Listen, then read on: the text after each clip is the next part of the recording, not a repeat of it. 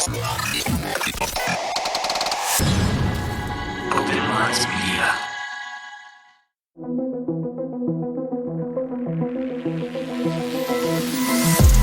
reality we live in can be a very strange place.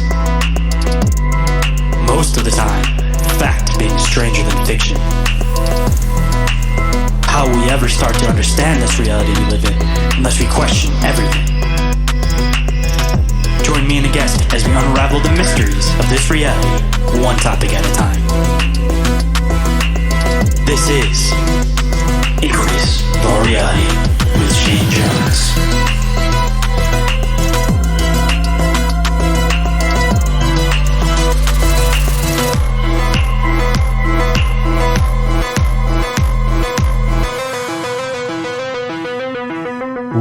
What is up, Inquirers, and welcome to the expanse of deep open-minded conversation.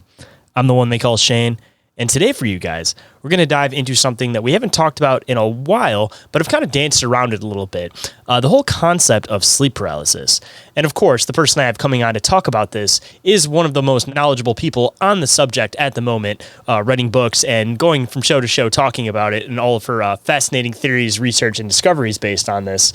And of course, throughout it, we share some of our experiences back and forth, realize how similar a lot of them are, and try to have somewhat of an understanding about what this phenomenon could possibly be. But realistically, in the end, all we can do is create theories, but maybe one day we'll eventually get there. But thanks to people like today's guest, paving the way for that research. But before we get into that, of course, for anybody who missed it on the last episode, I recently dropped a new theme / intro, outro song that Tom over from Strange Brew did, aka The Reptilian. It's absolutely fantastic. And if you guys missed on that last episode, it will be at the very end of this show. So make sure you guys stick around after the show if you guys want to be able to check that out. And another piece of news and announcement, guys, don't forget to come and visit me at Small Town Monster Fest. That'll be happening June 29th in downtown Canton, Ohio at the Doubletree by Hilton.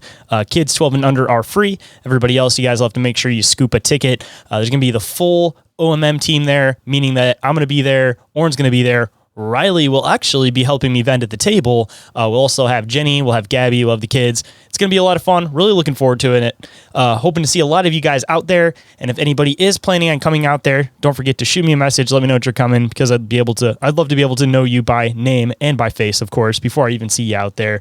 And hopefully afterwards we'll have somewhat of an after party. So maybe we can hang out with you guys then if we're not able to hang out during the convention, because conventions, of course, get busy. But I'm excited to see you guys there all the same. And moving into the front of house stuff, if you guys enjoyed the show and you guys think I've earned it, don't forget to leave that 5-star review for the show on iTunes and on Spotify. Greatly appreciate it. Pushes the show up in the algorithms, makes it so the show can continue to keep growing and expanding. And the only way it's going to happen is with your guys' help. So whatever you guys do, greatly appreciate it. If you think I deserve that 5-star review, please don't hesitate to leave it. And if you leave a 5-star review on iTunes or leave some type of typed out review, then I will read on the show, of course, and give you a big shout out. And don't forget to go and follow Inquiries of Our Reality and Open Minds Media on Instagram and on Facebook. And while you're at it, don't forget to go and check out Open Minds Media on Discord for the awesome community that is slowly expanding every day with all you guys joining, and Ryley, Orin, and all the Open Minds Media team, of course. And for video content, you guys can always go and check out the shows on the Open Minds Media YouTube and on Discord. Something that I recently started doing is putting up wavelength versions of the episodes onto YouTube. So if you're somebody that prefers YouTube over the podcatchers, you guys can now go and listen to Inquiries of Our Reality and Bizarre Encounters over in the Open Minds Media YouTube. And speaking of other shows, don't forget to go and check out Bizarre Encounters, my other show that I do with Orin, my awesome co-host, where we deep dive into a lot of fascinating stuff. We've been deep diving into a lot of the bizarre, obscure stuff that not a lot of shows cover recently. It's been a lot of fun looking up local folklore, kind of going all over the world. So if you guys are interested in stuff like that, don't forget to go and check that show out. And while you're checking that show out, Bizarre Inquiries is back up and running. We've dropped a couple new episodes of that already. I have been putting those onto the normal feed so you guys can check them out, and then those will end up going back to the Patreon. But as of right now, you guys can go and check out Bizarre Encounters on YouTube and on the normal feed. And if you guys have any questions that you guys would like to submit, I would definitely appreciate it so that we can talk about them on future episodes of the show.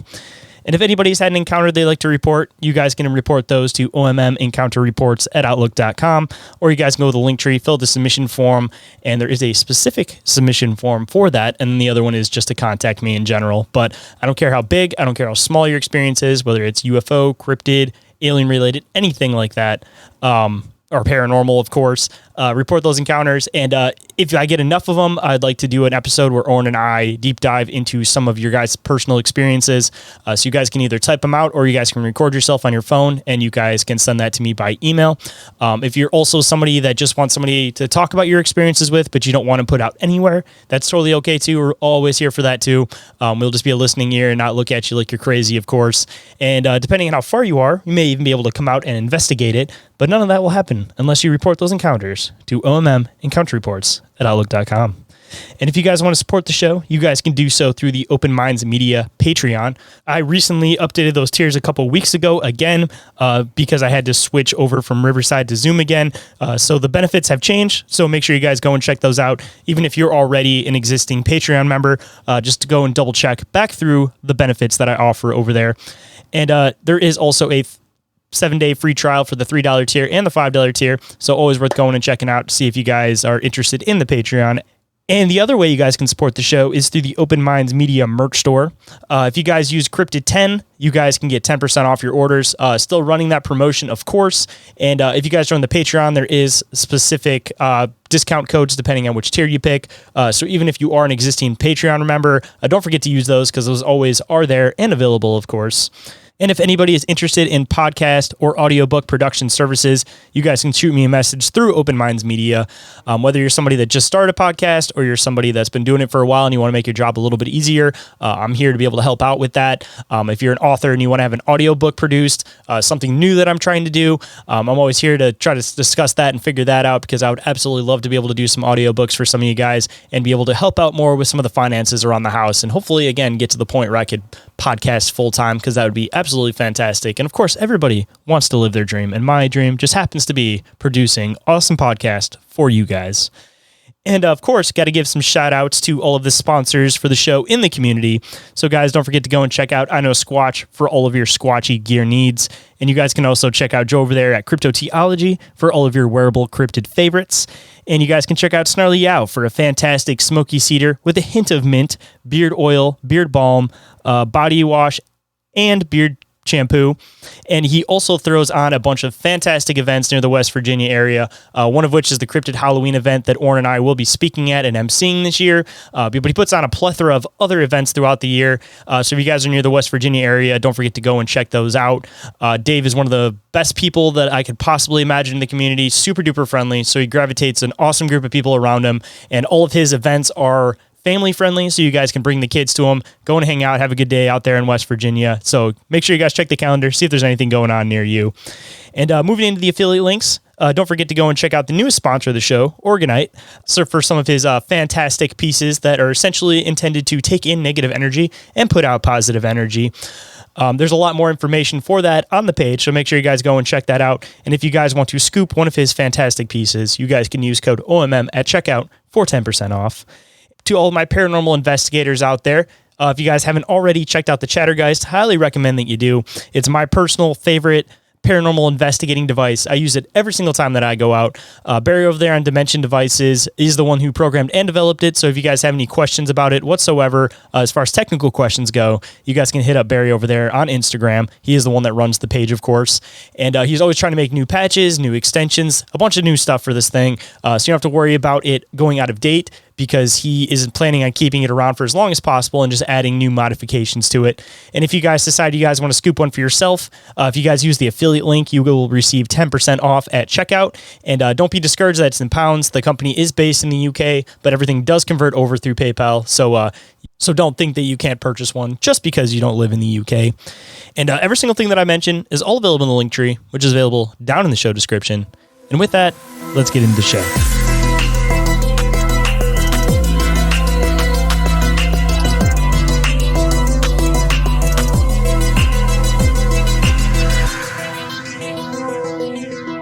Please welcome back to the show, Vicki Joy Anderson. How's it going today?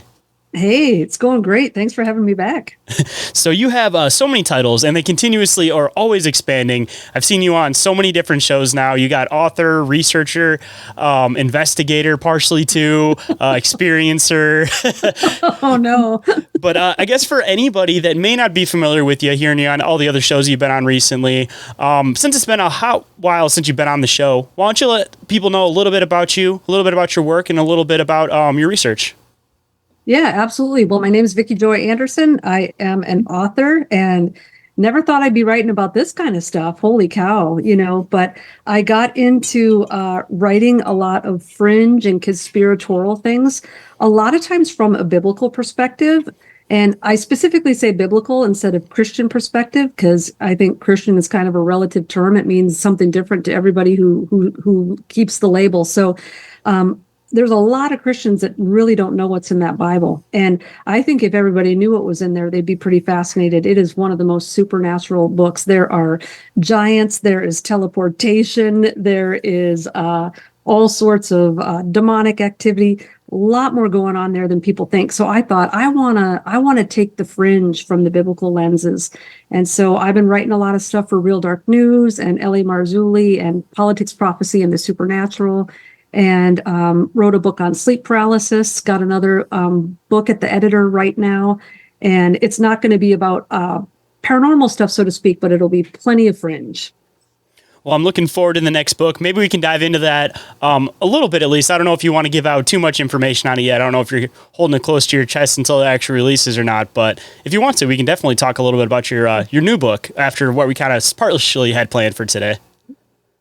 Yeah, absolutely. I haven't really talked about it much. You got to kind of wait till things, the risk with talking too much about a book before it's published is if the editors come back, sometimes the book can wind up way different than the first draft. And then people are disappointed because it's not the same book you pitched. So that's kind of a risk with talking about it too soon.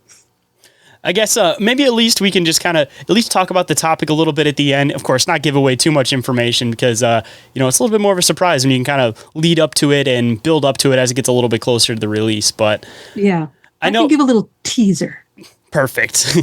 So I guess kind of diving into your first book, at least, I know last time we got really heavy into your research, at least. I don't know if we really covered too much about your experiences or why you got into writing about it in the first place. I know for sure that we didn't really get to kind of bounce ideas and theories as far as like our own experiences back and forth.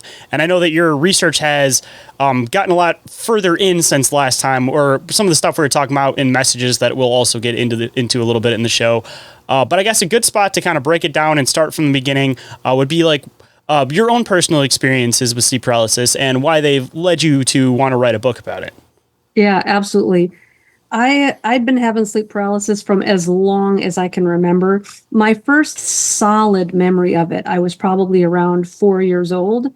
And I am very certain it was going on before then, though, because there's things that happened in a previous house with both me and my brother where I don't necessarily have vivid memories of the activity, but I have vague memories of conversations I had with my mom when she was tucking me in and me talking about these things that I was afraid of, and pretty articulate conversations for a 2-year-old, because that's how old I was when we were in that house. And one of the things that I think I've said this a few times on podcasts, I don't talk about it a lot, but when I was 2 years old, we lived in Virginia, and we only lived there for 1 year. My dad had a job there, and then he went somewhere else. So we were renting a home, and the neighborhood that we lived in, and of course, obviously, I'm 2 years old, so this is stuff that's just been told to me afterwards, right? We lived in a neighborhood where pretty much all of our neighbors worked at the Pentagon. And in the early 1970s, people didn't really know all the things that they know today about black ops and shadow government, right? So it was a prestigious neighborhood and, nothing strange going on here, right? So my dad had a lot of perks. My dad was not government. He wasn't, he didn't work for the Pentagon or work for the government or the military, but we were in this neighborhood. And it was in close vicinity to Washington, D.C. So that's just happens to be who a lot of our neighbors were. Well, we had a lot of bizarre activity going on in our house, and I don't think we had the vocabulary or knowledge at that point to really piece it together. In the 1970s, when strange things would happen, it was kind of the era where if you were a Christian, everything was just a demon, right? Everything's demons, right? So I really don't even know if everything that was going on was necessarily even being spoken amongst the family. I think a lot of it ended up coming out later. But my brother was having night terrors.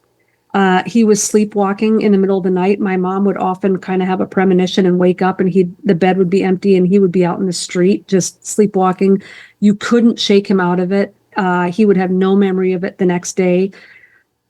It was a clear case of night terrors, which is very different from sleep paralysis. Actually, obviously, they're under the same umbrella of, narcoleptic type of paranormal activity. But he had the night terrors.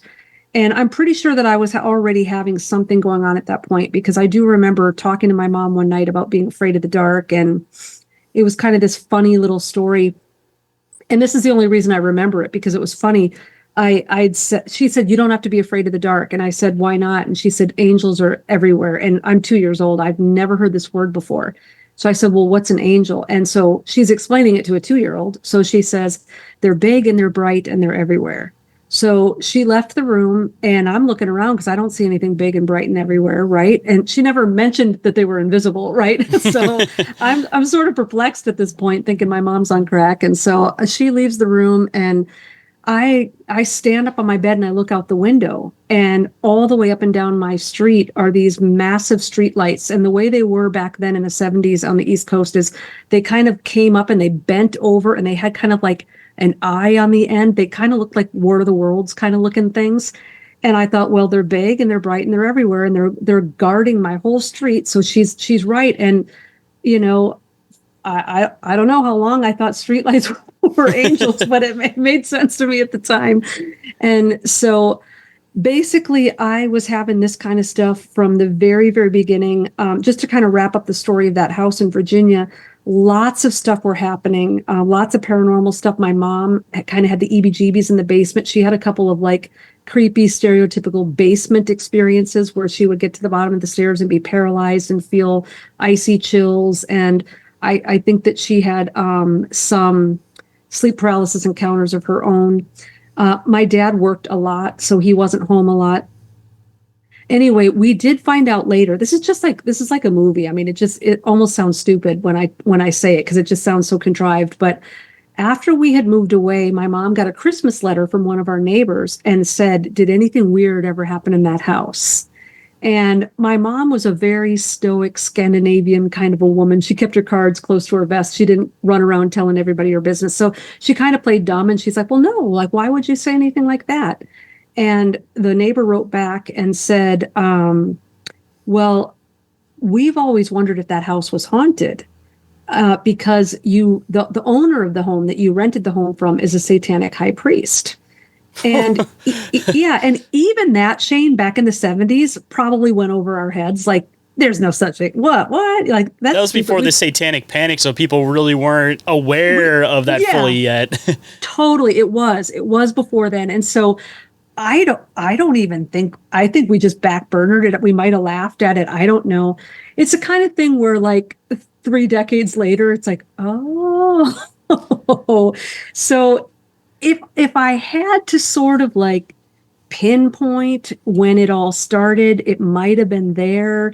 I know that's where it started for my brother, but I'm also curious. I can only speculate, Shayn. This would not stand up in court, but knowing everything that I know now, and all of the SRA survivors I've talked to, and people who've come out of the occult that I've talked to, and from the information that I have now, I was probably an extremely easy target even before then, because when I was born, I was left in the hospital unattended basically for a month. Like, my mom didn't drive and my dad traveled a lot for a living. This was before we lived in Virginia. And so on the weekends, they'd kind of like come and visit. But I was there for a month, and I'm curious if things happened even earlier. Here I am, this unattended, very vulnerable baby. And one thing that I have noticed that's been really interesting to me in all the people that I've talked to who have had sleep paralysis, and I'm talking had it their whole life, not just once or twice, when they were 14. The people that have had it their whole life, I think with 100% accuracy at this point to the people that I've talked to, it has been pretty dramatic childhood trauma of some kind. And it doesn't always have to be what we think it is. We always go to the sexual abuse and the physical abuse with that. But for me, it was that I was separated from my mom for the first month of my life, and I was vulnerable and alone in a hospital. I would go on to spend off and on the next 15 years of my life in and out of the hospital for various surgeries, reconstructive surgeries, doctor's appointments, bone grafts, skin grafts, reconstruction on the face. I mean, that's a traumatic way of life for 15 years of it, right?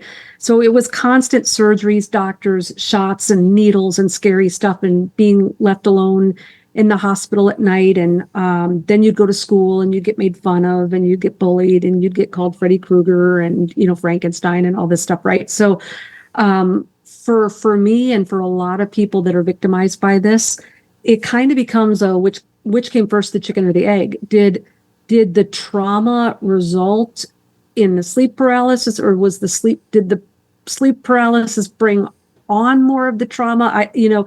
It's really interesting, and we can get into it if you like. There is sort of an MO of the people that have had sleep paralysis their whole life. There's things that they all kind of have in common, because this is where the church's explanation really falls short. The church, like if you go to a pastor or a priest and you start talking about this kind of crazy stuff, they're pretty much, unless they actually have the knowledge, they're going to tell you, you opened some sort of a door. What did you do? You played with the Ouija board. You dabbled with the occult. You looked at porn. You slept with your boyfriend. You listened to Iron Maiden. Like, this is the kind of nonsense, basically, that you're going to get. It's your fault. You're sort of getting gaslit, right? It's your fault. What'd you do? And it's really tough as a targeted individual to be told it's all your fault and you've got to come up to the bottom of what's going on. But my response to that is, there are a lot of people out there that are playing with Ouija boards and listening to Iron Maiden who never have any of this stuff happen. So it's got to be something a little more than that. And we can definitely talk about that. But I want to give you an opportunity to hop in here. Hold that thought. We'll be right back. And we are back, so let's hop right in. Well, I want to throw in a couple of comparisons already with my stuff. One being the fact that I remember my experiences happening. I remember a lot of them around 4, but I know that it started before that. So we already have that similarity with that it seems like it's something that went back to before we can even really remember or recollect this kind of stuff. As far as the trauma aspect goes, my parents got divorced when I was 4, and I grew up in a house with them that they just were two people that just didn't really get along like that. So it was a very aggressive, angry house. Holes are getting punched into the walls. Doors are getting ripped off the frames. So it's like trauma, but like subconscious trauma, because you're watching this happen, but you're too young to really understand what's happening, but you're still kind of feeling that fear with it. And to throw in another possible connection, my sleep paralysis experiences were happening before this, but it seemed like they weren't so dark. And we can kind of get into a little bit where it seemed like a little bit more of like almost like trials and stuff. But when I was a teenager, we moved into this house and it just had this really dark, weird presence about it. It was a foreclosed home. My mom's boyfriend at the time bought the house, and he was a construction guy, so he was trying to fix it up and rebuild it. But it seemed like somebody like purposely tried to flood out this house. And the weird part about it was the fact that in the basement, there was like Bible pages that were ripped out and thrown everywhere. And this house was like weirdly, it was like one of those weird hauntings where everybody's dark emotions would start getting amped up and become more and more, where I would see stuff there. I would see these like dark cloud beings. I'd see shadow people and stuff. Nobody else seemed to notice it, but everybody's like worst part about their personality seemed to come out more the longer they were in that house. But my experiences happened before that, but it seems like they went into hyperspeed when I was around that house. So just again, there's already 3 comparisons between our experiences with sleep paralysis our whole lives. Wow. I love what you just said, because it's not something that often comes up. And it's not that it doesn't happen, it's that people kind of always want to focus on the entities more than anything, right? And so when you talk about the emotions of the people in the house being escalated, that is such a cool observation, because these things many times are kind of tricksters, and they are kind of toying with us to a certain degree. And so I got this fly like dive bombing me mad. Holy crap. Oh man. So anyway, that kind of reminds me of the Amityville movie. Remember how the kid it just escalated, like his rebellion and his anger and his emotion just kind of escalated. So sometimes you do see that come out in some of the horror movies. They're giving that away. And what's really fascinating about that is in a way, these things are almost childlike. They thrive on attention. So think of them as extremely narcissistic entities, right? They want attention. They are attracted like a magnet to negative human emotion, fear and anger and dissension and rage and jealousy and all of that. And that was exactly what it was in the house too, because I was a very angry teenager, so it brought out the anger more in me. My mom was somebody that would use a lot of vices, so it brought out the alcoholism more in her, which in turn would come out with like all of the off the wall emotions. My stepdad got extremely possessive and angry, so it was like the worst emotions I could possibly have were the ones that almost became like the fixation of their personalities. Yes, it's so true. So Robert Monroe, the modern father of astral projection, head up of the Monroe Institute. Robert Monroe has passed away, but the Monroe Institute is still going strong. Monroe is the guy in the 1980s that went and taught the military. He went to a small group of people in the U.S. Army and taught them remote viewing, which is the militarized version of astral projection. It is astral projection, but it's militarized. It's been weaponized. So it's for spying on people, for gathering information or things like that. So Monroe talked about Loosh in his Far Journeys trilogy. And it's this concept, it's kind of like the Soylent Green concept, but instead of, eating people, it's their food is the emotions and energy of people. And this is actually an occultic principle, because one of the reasons why they have these rituals that they do is because it conjures up human emotion, and you're whipped up in a frenzy during these rituals. There's fear in the victims, and there's excitement, and there's usually sedation and drugs involved. And so we're being whipped up into this frenzy, so to speak. And the theory is that what's conjuring the demons or these entities isn't necessarily just the blood from the blood sacrifice or whatever. What's drawing them near, like flies to the dunghill, is just being in the presence of all of that human turmoil, right? And it doesn't just have to be anger and jealousy and all that stuff. It can also be sexual emotion. There's a fine line, right, between so whether they're conjuring up something really, really erotic, or they're conjuring up something really, really terrifying, it's still in essence doing the same thing. Tons of dopamine is chugging out of our brains, right? And so one thing that I've noticed, and I've had other like ghost hunters and stuff corroborate this. I had a couple tell me they were ghost hunters, and they were in a graveyard, and they were conjuring, entities and things, and something attached and followed them home. And they were experiencing an increasing amount of paranormal activity in their home. And the activity increased as their fear increased. Yep. I've heard of this one before too. It's kind of like the poltergeist concept. Yep, exactly. So this guy, as I was on a podcast and I was giving my story, and this guy said that what they finally did when they were at the end of their rope, because they were exhausted, they're not getting sleep and all this stuff, is they decided, let's completely ignore this thing. Let's not give it any energy. Let's not talk about it. Let's not freak out when something happens. Let's not even like exchange a glance. Let's completely ignore this thing. And it wasn't immediate. I think it might have even been 2 or 3 weeks. But after consistently, absolutely ignoring it and not giving it any attention, it went away. Now, that would put exorcists and all of these mediums and people completely out of business, right? I mean, calling them if anything, is just giving it more attention and is potentially making it stronger, at least for that time until they exercise it or whatever they plan on trying to do with it. Exactly. Yep. So I think a lot of us, we're our own worst enemies in this. And I think this is one of the reasons why they like to harass children, because we're not smart enough to figure that kind of stuff out. We don't have enough life experience. We don't know what these things are.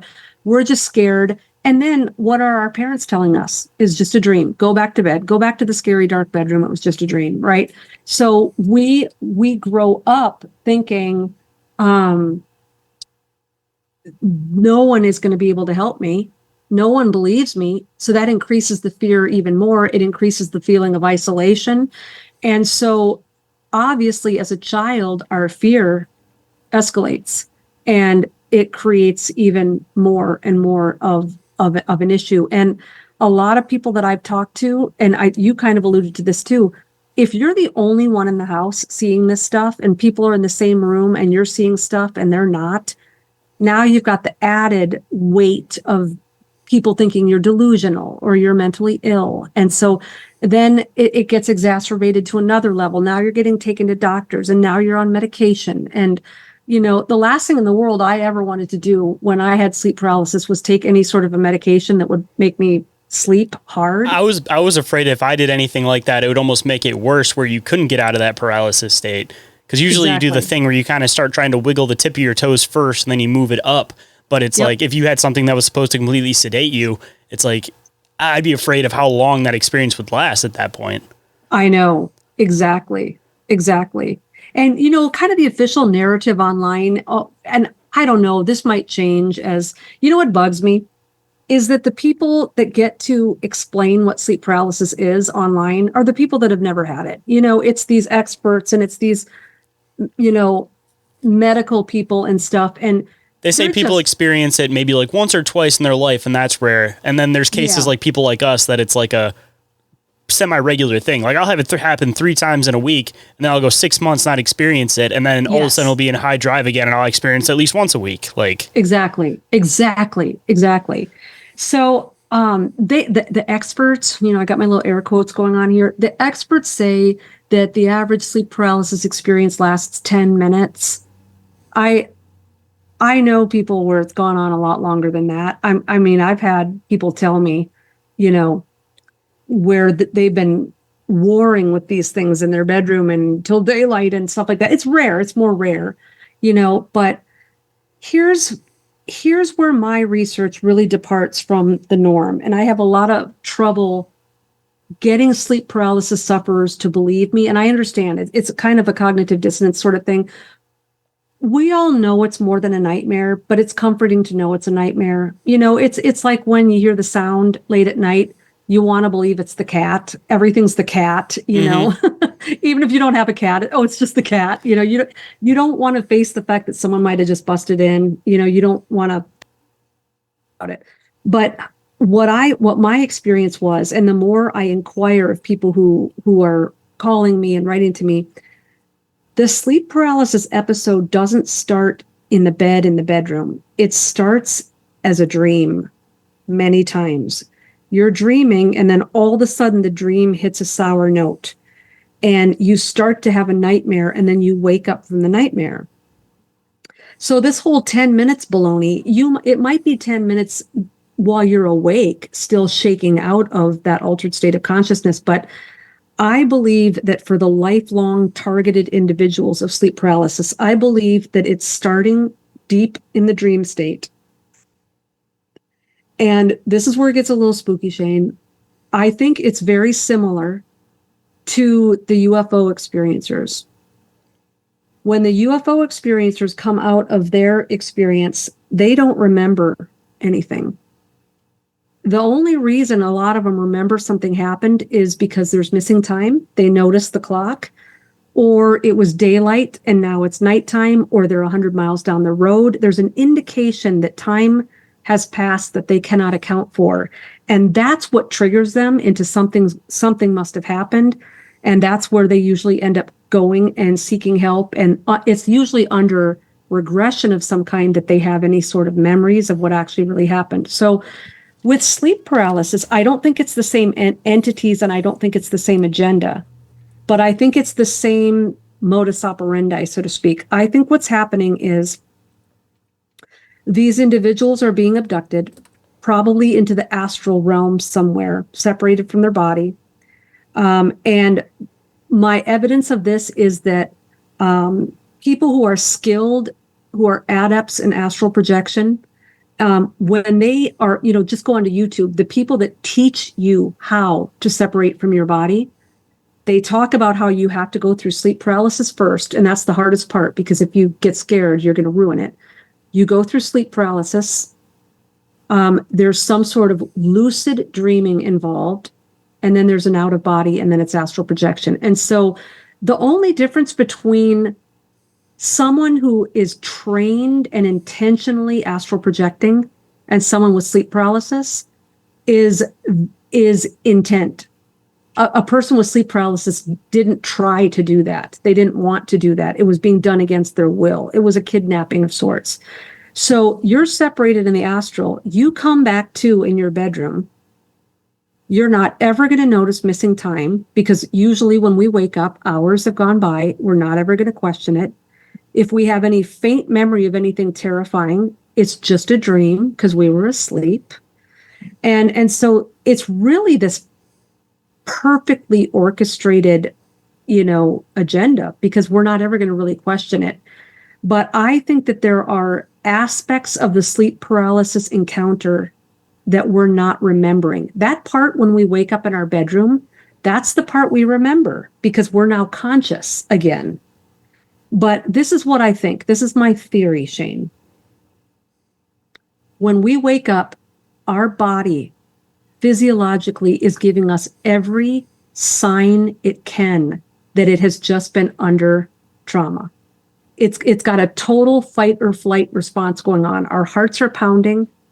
We are breathing heavily. All the saliva in our mouth is dried up. We're in a supine position on our back, usually laying in a defensive motion, like we were warding something off. Every single thing that's happening is our body trying to tell us that we were under attack or we were under some sort of trauma. The reason why I think the shadow people and the dark mists in the ceiling and the red glowing eyes and the hat man and the reason why I think all of these sleep paralysis entities show up at that point once our eyes open is because that gives it's a distraction. That gives our brain something to latch onto that explains why we are in the state of panic that we're in. We're never going to look for another reason why we are in such high panic. When we wake up from a nightmare, we understand that what's going on in our body is because we just experienced something terrifying in that dream. But if you wake up and you have no memory of a bad dream, but you're experiencing all the side effects of a nightmare, you would start to ask questions. Why did I wake up like that? What happened? What am I not remembering? And they don't want us asking questions. So I think that the shadow people and all of this sort of silliness it's the deterrent so that we don't start asking the deeper questions like, what actually happened when I was asleep? Did something happen to me? And the reason why that's an important question is these things can attach. And you're never going to put two and two together that some of the things going on in your life are the result of these attachments if you're never going to understand what's going on in sleep paralysis. You have to understand that this is a visitation. This was an encounter with an entity or a being from some other dimensional plane. It had some sort of grip on you. Something was done that you can't remember. And whatever that was that happened is having an effect on you in the physical realm. And the only way you're going to get out of that, the only way you're going to be able to undo that is if you have knowledge of what happened. And this is the problem. We don't have good information. We don't have a lot of people wanting to face that, because that's a lot scarier than just thinking you had a bad dream. So to really get to the bottom of all of this, we need good information, and we need people who have experienced this, who are willing to go through all the steps that it takes to unencumber themselves from these attachments or these covenants, perhaps, that were being made in the astral realm. There's multiple points in this that I'm really, really glad you brought up, because I'm on a lot of the same thought train for a lot of this. And it also, again, compares with a lot of my experiences. First and foremost, of course, is the UFO aspect of it, that I've often wondered if it could potentially be a screen memory, because you're laying on a bed, you're usually on your back. Usually you see shadow people grouped around you, which seems very reminiscent of the typical UFO abduction story, that you're on an operating table, you're on your back, you can't move, and these beings are standing around you. So I've kind of wondered again, if it's a back and forth between one screen memories and one something that's happening, and they're just kind of using it both ways to kind of mix up the phenomenon. And expanding into the aspect of it with like astral travel. For me, at least, what it seemed like a lot when I was a kid was it was almost like trials and tribulations on like what they were seeing, what I could potentially do. Because I would astral travel and I would like see myself sleeping. Sometimes I would go to other places. I never went anywhere like super weird, like off planet really. I had like one experience when I was a little bit older, but we can get into that a little bit later. But one of the weird ones when I was a kid was the fact that I was going through this like obstacle course, and there was rushing water underneath it.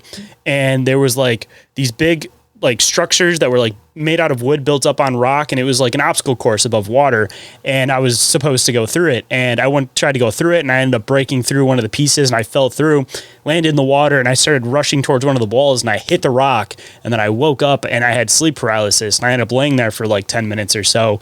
But every single time I'd have these experiences, particularly for me, which is another reason I kind of link in with some of the UFO stuff possibly, is I would always see this green-eyed shadow person, and it was taller than all the rest. And out of everybody I've talked to, I've never heard of anybody else mention a green-eyed shadow person. Usually it's red. I think I've heard blue maybe once, but I've never heard of like a green-eyed one. And just out of curiosity with that, with your brain trying to semi-rationalize things, that's another reason why I kind of came to like the UFO thing, is because I know grays aren't green, but your brain might associate alien activity with the color green, and that's what you're seeing. And even another kind of theory that I threw on it potentially is that if these things are something that's existing outside of the light spectrum, that we just kind of fill them in with black, maybe what we see sometimes for the colors are your own like reflection of your astral self looking back. So most people see red because red is the aura color for like fear, for the negative emotions. So people might see red because that's what they're feeling within those. But maybe sometimes people feel blue because they feel like they need to speak up, and that's usually like the whole throat chakra thing. Maybe you see green as a reflection because usually it's you're like want to be like a protector. Maybe that's what they're trying to use you for on the other side potentially, but just trying to come up with somewhat of a theory on what the whole colored eyes thing could be. But it seems like it may not be them directly, but rather something that like we're altering from like our eye perception of things. But also, just to make another a comment on the whole astral travel concept of things, I never wanted to do it when I did it. It was like I just did it and I had no control over it whatsoever. And when I did try to intentionally lucid dream, it would backfire in my face. Like one trick that I tried to do is I would put on a night light in front of me where I was sleeping, where I could see the light with my eyes closed. And I always kind of related it as to like leaving a light on in the back of the house, that you're asleep, but there's still a light on just in case. And usually anytime I did that, I would become aware that I was in this astral plane, or I was in a dream, whatever people want to call it. But anytime I did that, this weird thing would happen where I figured out one of my biggest fears is being blasted through space at an extremely fast rate. And one of the dreams in particular, I walked into this bathroom, became aware, looked at my hands and stuff, and I said, all right, I'm going to try to take control over this. Next thing that happened, all the walls fell down, and I started getting blasted through space. And I was flying through space, freaking out, tried to wake myself up, and when I woke up, had sleep paralysis after again. And I know we can dig into a lot of this stuff a little bit more, but I mean, just some more comparisons with like your theories, your own experiences, and a lot of stuff that's very similar with my stuff. Yeah, I've had the blasted through space at least twice that I can remember. And it's terrifying. You know those dreams you have where you're falling off the building? That's what it feels like. Multiply that by like a million, right? Because it's like at this point, if you hit ground, you're dead. You're up that high, I put on a VR headset that was like one of the space things where you can click on planets and fly through. And it was like a memory unlocked, but I tried to use that thing and I almost had like a panic attack because it just gave me like PTSD of like these dreams I would have every time I tried to control the lucid dream or astral reality. Yeah, absolutely. We will be right back after this brief commercial break, so stay tuned. And we are back, so let's hop right in. I'm glad you brought up screen memory, because I think that screen memory is a massive piece of sleep paralysis. I'll tell you one story, and then I'll kind of dive into my research on it. But I had a SRA survivor tell me that one time she kind of became lucid, and it was the proverbial on the table with all of the lab coats and, all that. And then they said, oh, she's waking up. And immediately the laboratory disappeared and she was laying on a couch in her grandmother's house.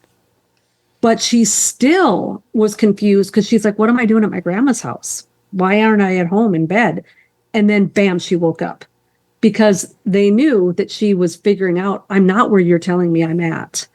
And so with the screen memories, this is where a lot of people hear me out. When we wake up in our bedroom, it's a screen memory. They're putting you at ease. I'm not afraid. I'm awake in my bedroom now. I'm okay. I'm safe now.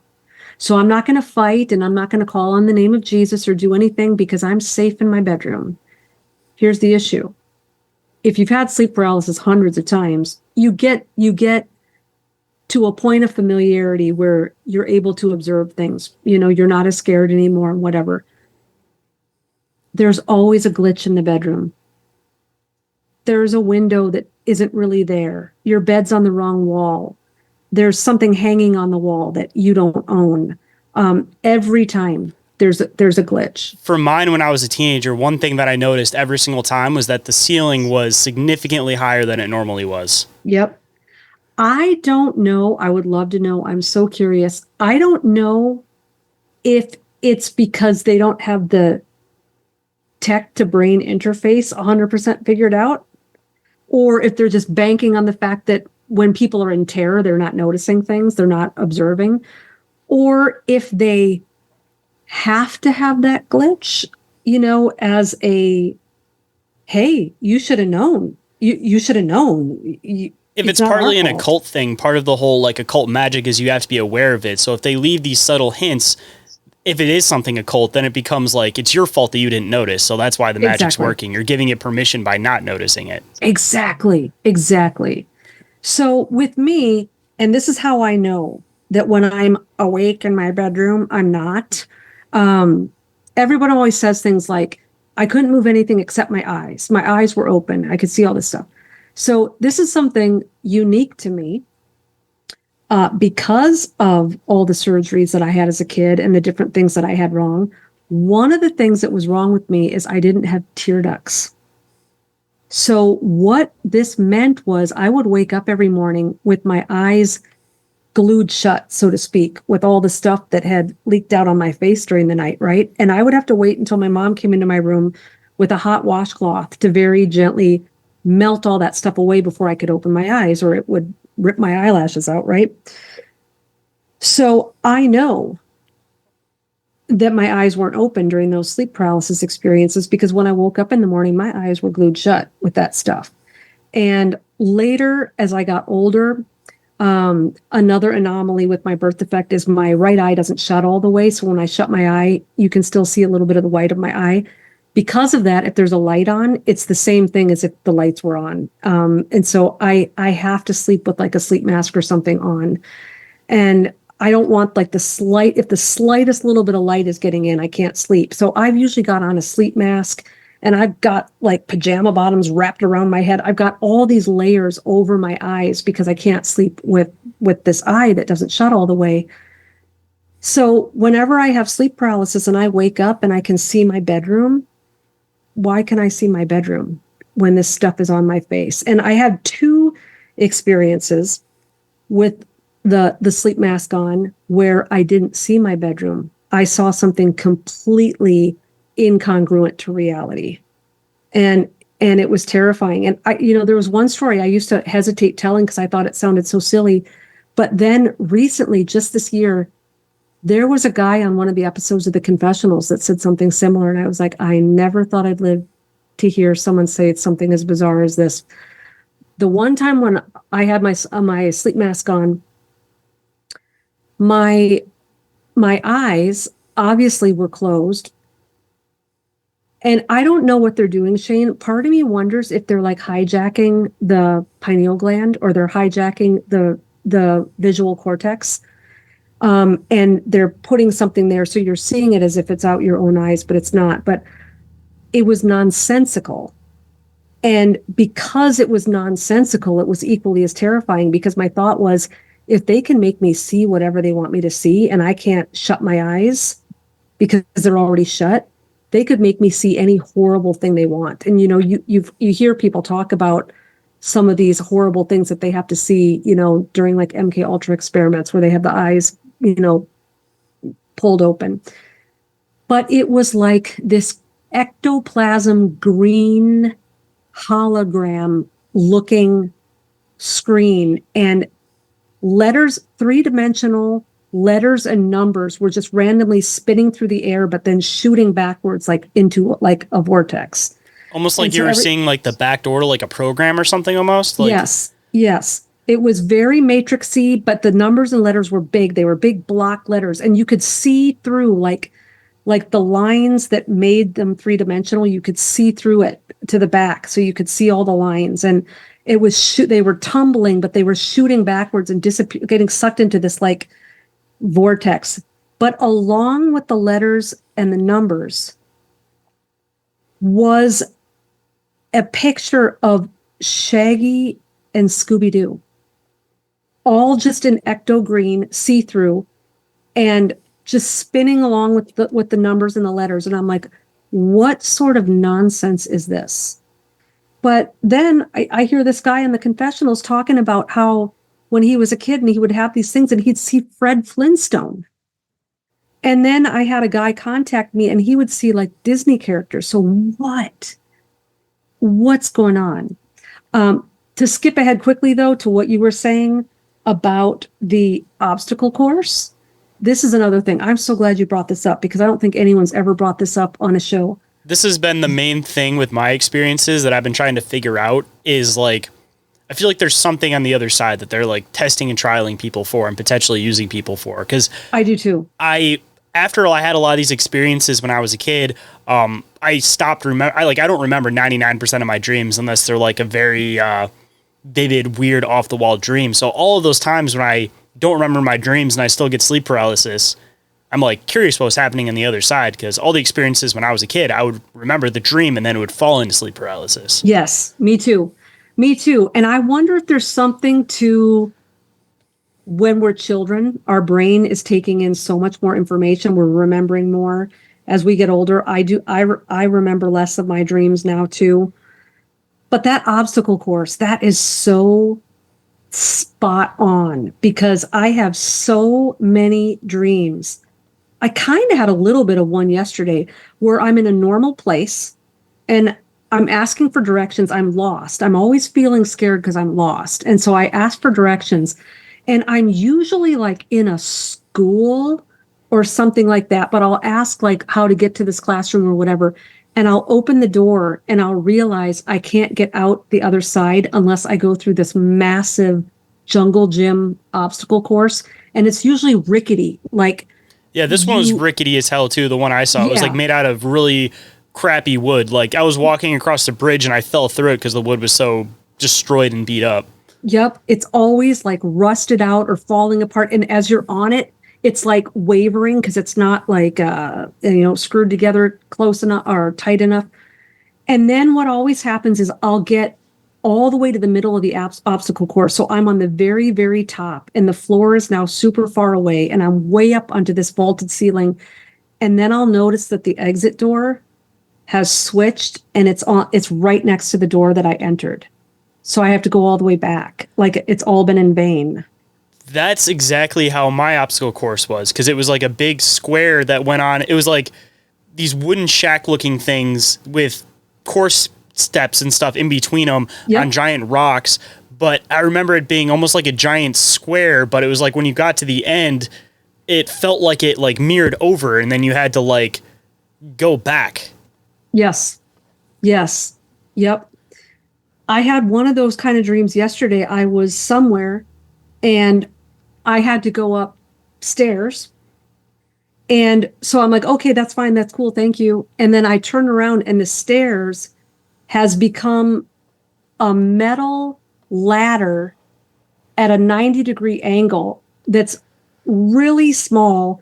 And I look down and this is comical. I'm wearing like 5-inch high heels. Like, how am I going to climb this rickety metal ladder in high heels? And then when you got up to the top of it, the door that I needed has now moved and there's like a swinging rope bridge. And now I realize I'm like 100 feet off the ground. It like changes. Like the more you get into it, the more the obstacle course changes to become like more impossible to navigate. And I just remember getting all the way across and I went to the doorknob and then I woke up.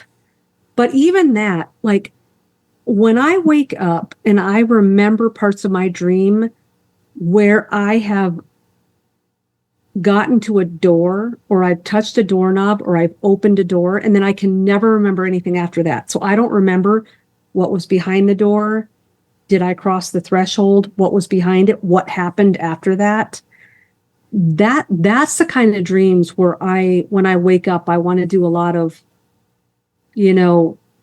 spiritual warfare, because I think that doorways are a symbol. I'm glad you said doorways, because I never had doors, but I would have experiences where I would walk through like big arches and doorways and then I wouldn't remember anything after that. Yep. The threshold. I write about this a lot. If this is intriguing to anyone listening right now, I have an entire chapter on the thresholds in my book. It's not just crossing a dimensional space. It is, but it's not just that. It's not just a moving into another dimension or another territory. Thresholds are covenants.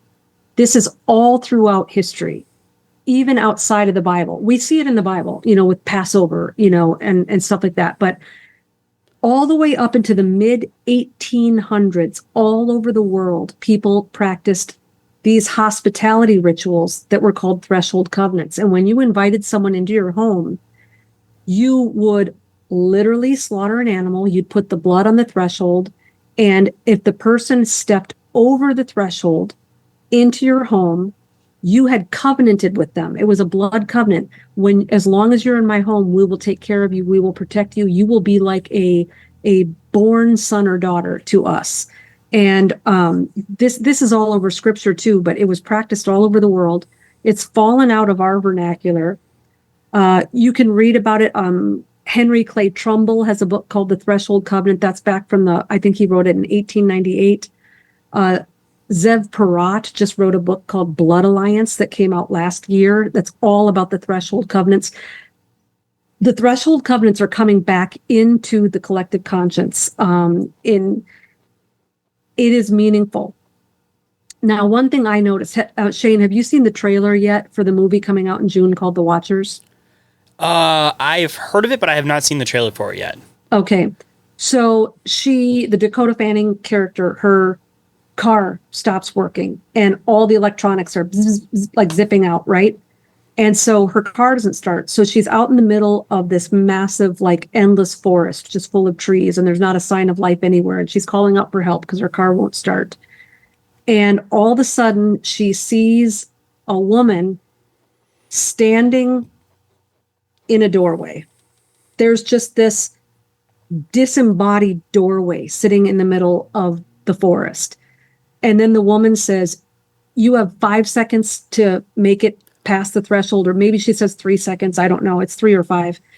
And so she starts counting down and she starts running and she gets over the threshold thinking she's now going to be safe. And the opposite is true.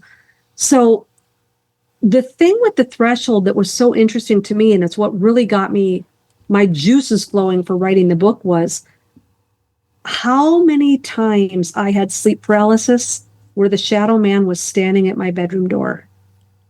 Yes, the green-eyed one would always be standing by the door to my bedroom, Yep. and I'd see a crowd of other ones standing around the room. Yep. The things are vampiric. They have to have an invitation. Even if the invitation is trickery, like fear, fear drawing them in, or us just not saying go away or get out, right? So this threshold, it is the linchpin of understanding all of this paranormal activity. When we cross over that threshold, we're not just going into a liminal space or another dimension. We are, in essence, entering into a covenant with the owner of that home on the other side. And that's why I was saying earlier, it's important to remember what happened in these dreams and to do the due diligence when we wake up, because you're actually in covenant with those things. They're extremely legalistic entities. They know the whole judicial code, and they're banking on the fact that we don't. They know every loophole. They're like master defense attorneys. They know how to get us betrothed to them, so to speak, right? Covenanted. And so the reason why this stuff is so dangerous to mess with, because, there's a lot of people like us where it's like, hey, I never asked for this. I didn't know what this stuff was. I didn't ask for this. I don't want to astral project. I don't want to have sleep paralysis. But there are a lot of people who do. They're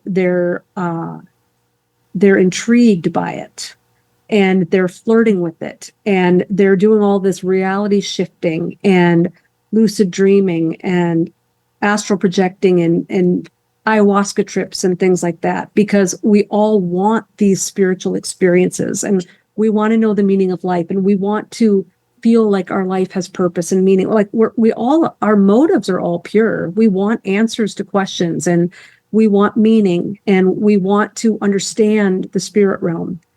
But when we are crossing over thresholds into realms where it's a bunch of wolves in sheep's clothing, we come back into the physical realm with some sort of attachment. And it might not be readily discernible or discernible right away. Sometimes they are smart and they lay latent for a while so that you don't make the connection. But it's kind of like, once you go over those thresholds, you come back with a wedding ring on, whether you realize it or not. There's a betrothal on. We can go into all of the spirit spouse stuff and all that crazy stuff too.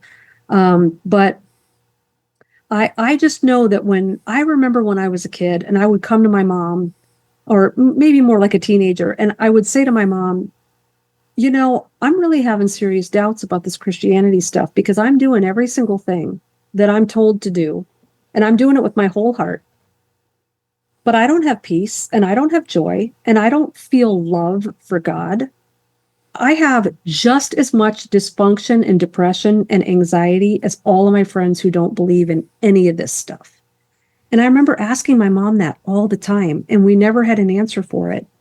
And it really wasn't until I started researching this book and came across the Threshold Covenant, realizing that these doorways are actual covenants, and we're betrothing ourselves to these things. And the reason why it's hard for us to obtain victory over our depression and our anxiety and our constant angst and our unhappiness and our discontentment and, all of this stuff is, many times we are attached to things in that spirit realm and we do not even know it. Hold that thought. We'll be right back. And we are back. So let's hop right in. I mean, just to make an added comment on to kind of extend onto this, I always kind of took this as one of the trials and tribulation experiences, but there was one experience I had when I was a teenager that I fell asleep in the middle of the floor in the back room. It was the middle of the day, really comfortable carpet, weirdly enough, but I woke up. Well, not woke up, but I got up and I saw myself sleeping. And when I looked down at my arms, I noticed that my arms and my whole body was completely black. And it almost felt like there was things watching me, but I couldn't see them. Like they were just trying to see what I would do. Like and I couldn't really understand why this was different, that I was seeing myself as like black. But if you're talking about like the threshold covenant concept, I'm almost kind of curious, if you enter a contract with something like this, if it's potentially possible to almost like switch vessels with these things at times. That maybe with that experience, maybe I was the green-eyed thing that always followed me around, and it was in my vessel temporarily, and it ended up like switching back. But it was just the only time that's ever happened, and I've had no good solid explanation for it. And I just threw it into the category of one of the trials and tribulations, but I still question that as a whole. Like, what's the purpose behind that? Like, why are they doing that? What are they trying to use us for, see what we're capable of doing for the purpose of what? Yeah, absolutely. So one of the reasons why I love where we're at as a culture right now with all these podcasts and people asking questions, I was raised in a generation where we couldn't ask questions or we'd get in trouble. And that came from the baby boomer generation because they weren't allowed to ask questions, right? And so the Gen Xers are sort of, I think, the end of that cycle where you're going to be shamed or grounded or excommunicated if you ask questions, right? So where we're at now is none of us really have the answers. Like, yeah, I wrote a book on it and I research on it and I had this for over 40 years, but I'm still trying to figure it out too. There is so much mystery surrounding this stuff. And my goal isn't to get on these podcasts and tell everybody what's up. It's to talk with people like you who've experienced this stuff and compare notes. And the more we talk, the more we're going to understand, oh, wait a minute, this is what's going on. So this is a growing conversation. And every time we start to figure something out, it's already going to be outdated and they're going to be onto some new technology, right? And then we're going to not be able to figure that out. They'll probably always be a couple steps ahead of us. But I think we're getting close to figuring out the sleep paralysis of history, right? The old school stuff, because it's already morphing into something else. But they're getting so cocky now that they're giving away a lot of the information. They're just handing it to us. And it's all over the media and the movies. And I have a hunch that there's going to be a ton of predictive programming and disclosure in this Watchers movie coming up in June. Just the trailer. You talked about having like getting triggered with the VR goggles with the space. Just watching that trailer had so much in it of stuff that I have seen in dreams and places that I've been that I marveled at it. I still have it right here on my desk. I have an old 2012 journal on my desk right now. Because after I watched that trailer, I was like, oh my gosh, I've been there. And I went and I read a journal entry from January of 2012, where I perfectly describe the building in the woods with the glass wall and all the trees. Like it freaked me out when I saw that trailer. So, one did that for me. Something that's already kind of been out for a little while, but I saw the movie and it freaked me out way more than most people, probably just because it seems so similar to my experiences, was the whole Insidious franchise, particularly the first one. I feel like that had a lot of the same predictive programming in it with like the red doors. You go through the red doors, get into the other reality. There was this like demon thing that almost seemed like it was trying to collect people for some reason. There was like the astral version of people existing in this other like mirror realm that basically looked like our reality, but was slightly tweaked different. Like, I think there's already very subtle predictive programming on this, and they're getting to the point where they're more like laser focusing on it. But like Insidious, though, like, I don't know if you've had experiences or seen those movies or anything, but a lot of the people I've talked to that had some of these experiences do say that those movies are very reminiscent of it too. Yeah, they are giving stuff away. I saw some they only had one season and they canceled it, and I'm never going to remember the name of it, but it was some Netflix series, I think, I don't even know. And it was like a whole bunch of terminally ill teenagers who were at this like creepy house where they were it kind of like a place to go and die, sort of a place. And then there was all this witchcraft in the basement and all that. One of the things that was so like, okay, you know how most people, when they wake up from sleep paralysis, they're on their back? Mm-hmm. And so a lot of, and I've had sleep paralysis on my side before, and you can have it at other places, but a lot of times when people wake up, they're on their back. And so I've always had it on my back personally, even though I'm a side sleeper. For whatever reason, every time I've had it, I always wake up on my back. Yeah. So I'm a side sleeper too. And no matter what, I'll wake up on my back. And there'll be things, that a lot of sleep paralysis people do to try to like prevent themselves from rolling over on their back. And then they still wake up on their back. In this show, there was a guy that was being tormented, and it was kind of like he would get woken up in the middle of the night by a family member who was demon possessed, who would force him to go out and like kill people and whatever. But every time they showed that bedroom scene and the relative would come into his room, he'd be on his side or on his stomach, and the family member would grab him and roll him on his back. And I thought, okay, noted, back burner. And then I ended up seeing another show, and it was the same thing. And this woman was sleeping on her, like pretty much on her stomach, but on her side. And when the entity came to torment her, he rolled her over. And so it's interesting to me that it seems to me like they're trying to tell us something there, or they know something. And that's the thing that's so frustrating for people like you and I that are trying to figure it out and who have undergone it. We're racking our brains and coming up with some like really out there theories and trying to put pieces together. And what really irks me is there's people out there that do know these answers. They do have the answers, and they're the ones gaslighting us and giving us all the disinformation, but it's not that this stuff is unknown or unknowable. It's that it's being kept from us. And I think we're finally to a place. I'm really encouraged by the millennials. They're a totally different generation. They inquire. They don't put up with the status quo crap. If something doesn't make sense, they're going to question it, and they're not going to care if someone tells them not to question it. I mean, they've really opened up an avenue for our culture to finally ask questions. Like, I'm really just thrilled with what I'm seeing now out there. And so this kind of stuff, we weren't allowed to talk about this when I was a kid. We weren't allowed to talk.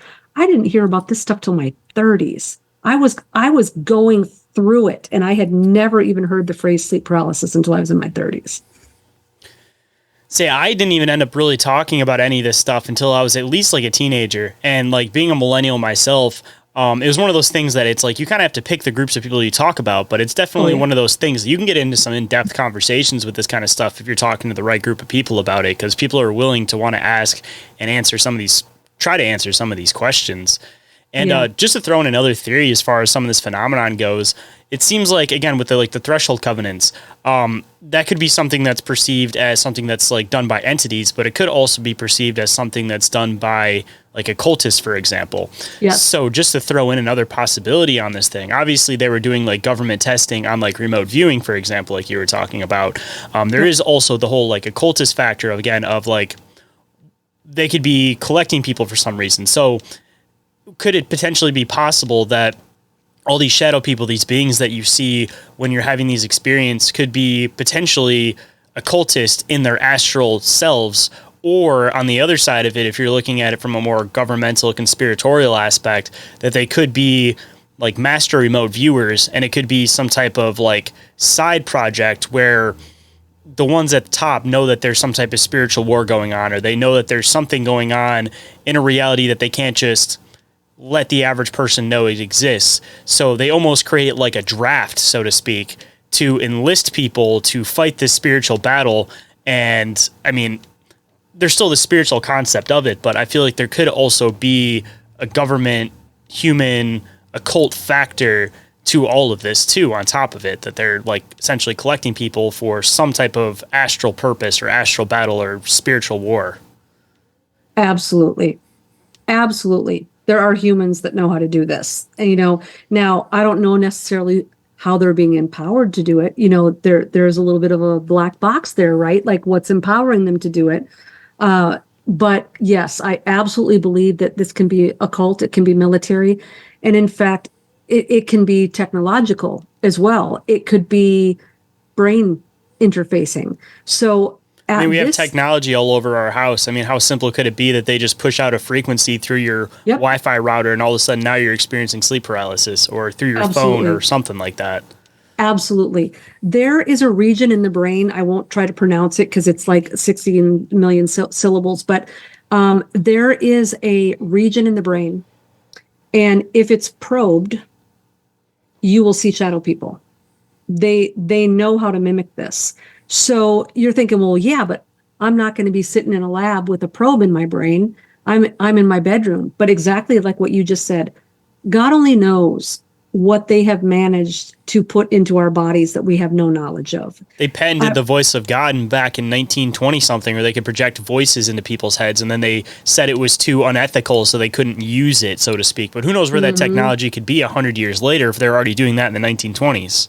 I know. And some of this Tesla stuff. And, I remember about 10 years ago, they said that technology is 45 years ahead of where the public understands, like expects it to be. I heard last week someone say that it's 100 years in advance to what we think it is. I actually heard that last week too, weirdly enough. I always heard like 30 to 45, like you were saying. And then I don't remember who it was, but somebody last week I had on the show said it's roughly, like, you'd be baffled at the technology they have now, because as technology is advancing and getting faster, like, we're just creating a bigger gap between the general public's knowledge of technology versus where it actually is. Because I've said this a few times on the show, any technology we have was originally intended for military practice. GPS, cell phones, internet, pictures that you can, a camera you can carry in your pocket and take stuff. Every single piece of technology you have for entertainment right now had some type of military use. And then when it became outdated and they moved into something else, then they said, oh, the general public can have it. Let's make some extra money off this. We'll sell the patents to this developing company or whatever. Right. So here's kind of my conspiracy theory du jour.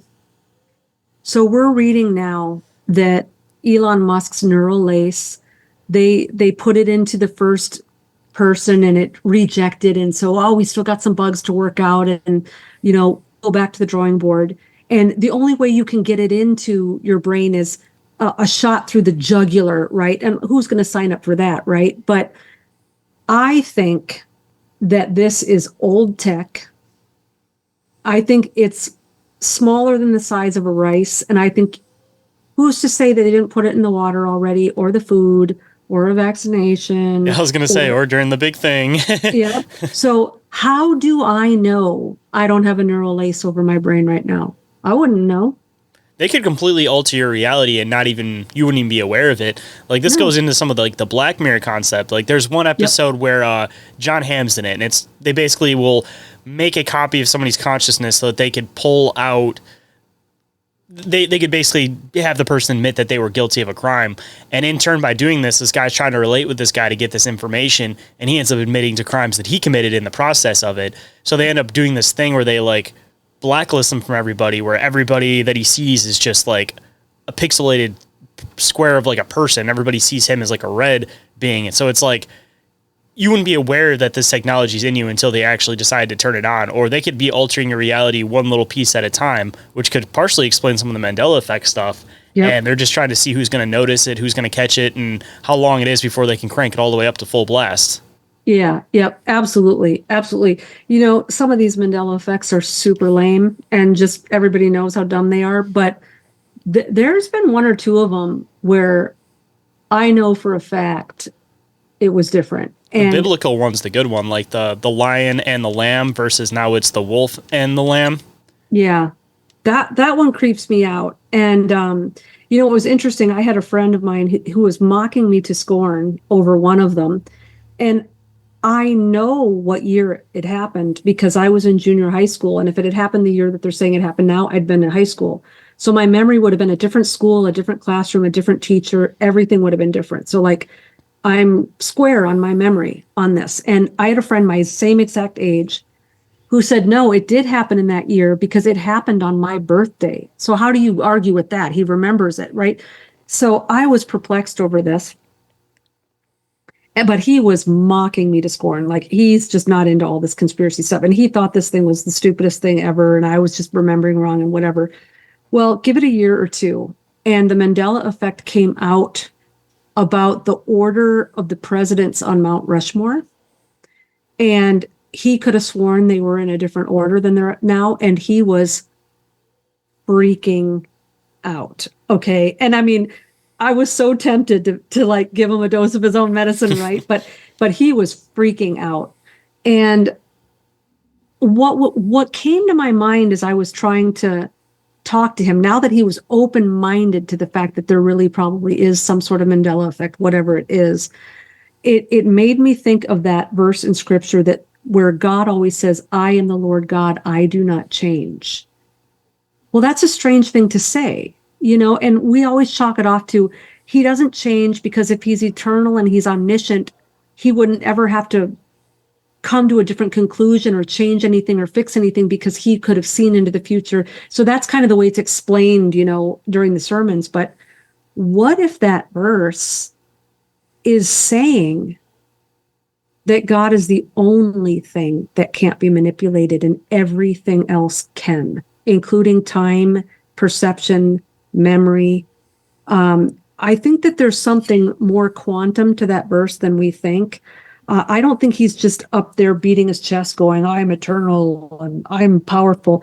Like, he's saying, if you want to throw your anchor into the one place that's not going to be shifting, if you want to make sure, you don't fall into H.P. Lovecraft's prediction from the opening paragraph of the Call of Cthulhu, where when people's eyes are opened to the terrible vistas ahead of them, that they will go mad at the reality in front of them. So if you don't want to be one of these people that goes mad when all of knowledge is revealed, we're all red-pilled, and all of the dissociated knowledge is brought together, if you want to be that person that doesn't go mad, you have to put your anchor in something that is absolutely unmanipulatable, unchangeable, solid. And so I don't think God is up on a rock saying, beating his chest and saying, I never change. I think what he's saying there is there's going to come a time when every single thing is manipulated and not one piece of your reality is even going to be true anymore. And I'm the one thing that you're going to be able to latch on to because I'm the same as I've always been. I think there's something quantum in that statement. Hold that thought. We'll be right back. And we are back, so let's hop right in. I mean, just going on to the other side too, I mean, demons essentially work through manipulation. So, I mean, if the world itself is getting manipulated, that's almost like a way of showing that the world is rampant with demons, depending on, whatever you want to say that is, or define that as what it is. But right. When it comes to like the world being manipulated around you, and with the statement that you were saying with like God being the one that changes, it almost kind of feels like it might be like a test in the end almost to figure out like who the true believers are, like how much people can be manipulated and still keep going along with the flow of things versus the people that are actually like awake and aware. And assumably like God would want everybody to be awake and aware, and God has love for everybody, but to a certain extent, the people that are just like blind to everything, like they can't be helped. I mean, that's when it comes with a lot of stuff with the religion. I mean, a lot of people don't want to believe because they don't see a crazy miracle happen in front of their eyes, not realizing that like the miracle is the fact that you have these tools to get to where you need to be versus somebody just picking you up and dropping you where you want to be. Absolutely. One of the verses I like to point out, because there has traditionally been a lot of naivety in Christianity. Hey, I don't have to worry about it. God's got my back. I don't have to worry about anything. He'll rescue me out of this. He'll pull me out of it. He'll fix me. He'll, whatever. The occult can't hurt me. I got Jesus and all this stuff. But there's a verse in scripture that it's in Hosea. I think it's Hosea 6:4. My people perish for lack of knowledge. And what's really interesting about that is he's not talking about the occultists and the non-Christians and the people who don't want to go to church and the bad people.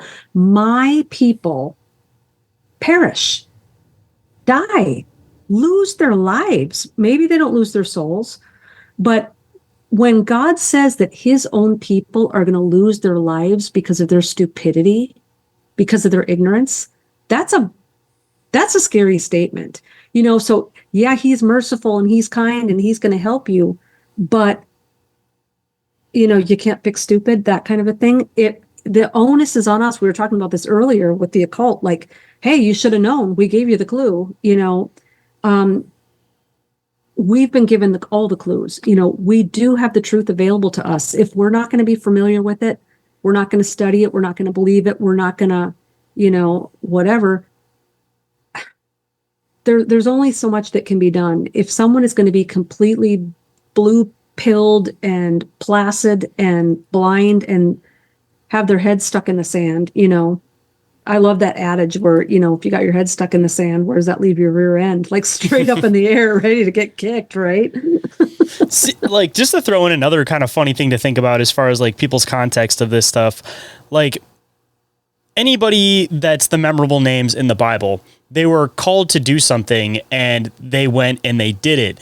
It wasn't that like God gave Noah his ark, like he gave them the tools to be able to build this. So just, you see this step by step throughout the Bible is that, yes, God does stuff, but more often than not, he tells you to follow as he says or as he tells you to do. And in turn, the things that you need to happen will happen through your own actions of him telling you and setting you up to do these things. So I don't know where the context got lost that people want to just sit back and expect a miracle to happen when throughout the entire Bible, it doesn't happen that way. It's a call to action. Somebody does something and then in turn, things are able to happen. Because the way that I've kind of understood it is that it's like more often than not with a lot of like demonic and the holy side of things, it's not so much that they actually in turn physically interact, but rather they just set things up to happen in the manner of which either side wants them to happen. And it's the people's free will that decides which way that's going to happen. Yeah. I love what you just said. And if you look at the guys in the Bible that changed history, so to speak, there was massive price tags to that obedience. I mean, they were mocked. A lot of them were martyred. Like 10 of the 12 disciples were martyred, right? Judas, brought on his own demise, and John died naturally. Though if you read Fox's Book of the Martyrs, John actually was martyred. He was dropped in boiling oil or water or boiling something, and he survived. He was taken out of it miraculously. So 10 of the 12 disciples were martyred.